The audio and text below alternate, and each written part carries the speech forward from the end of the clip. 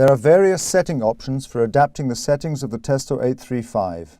Press the joystick once to access the configuration menu. The menu guide is based on icons.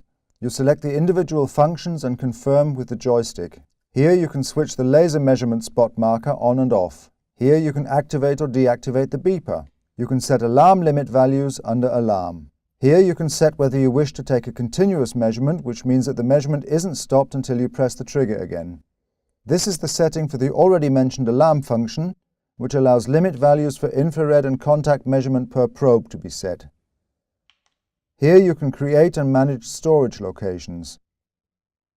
You can select the emissivity here, and here you can switch from Celsius to Fahrenheit. In the calendar, you can make date and time settings.